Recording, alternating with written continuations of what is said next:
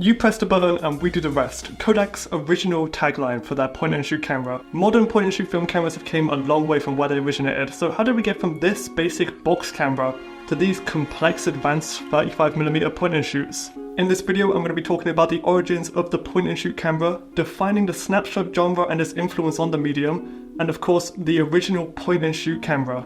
This is the Kodak.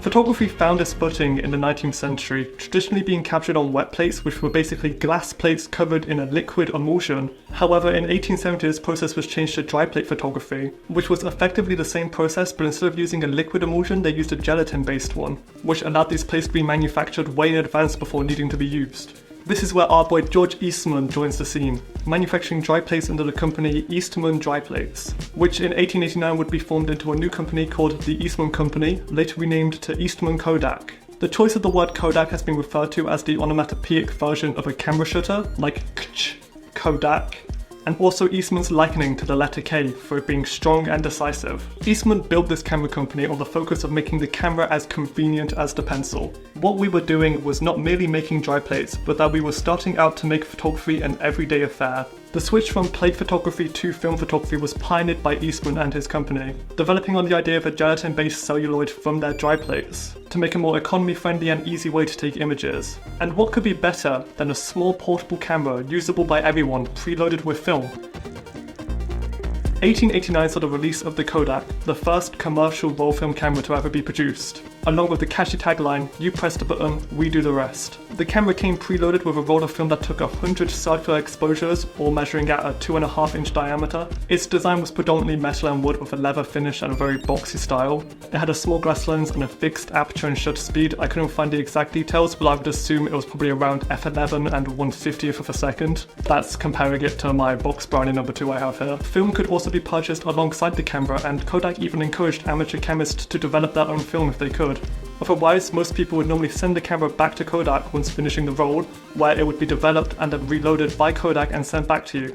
With the creation of this camera and putting photography into the hands of anyone who could afford it, a new genre of photography was born, that being snapshot photography.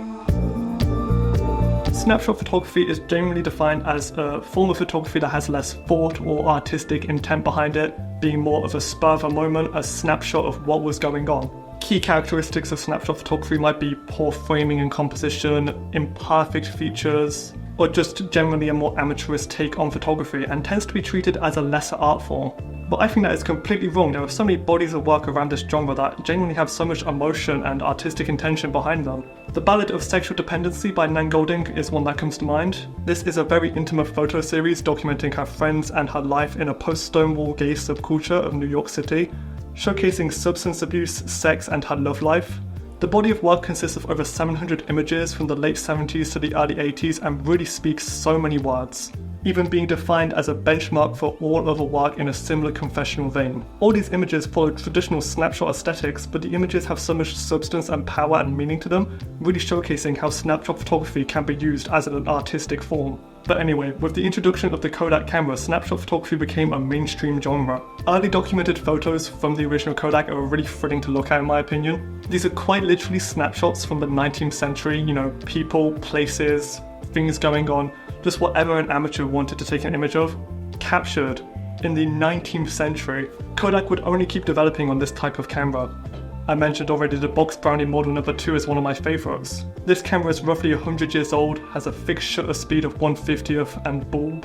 However, comparing it to the Kodak, this takes 6:9 medium format images opposed to 2.5-inch circles. This is another model of the Kodak Brownie, this one being the flash number 4, and I absolutely love the colours and design on this one.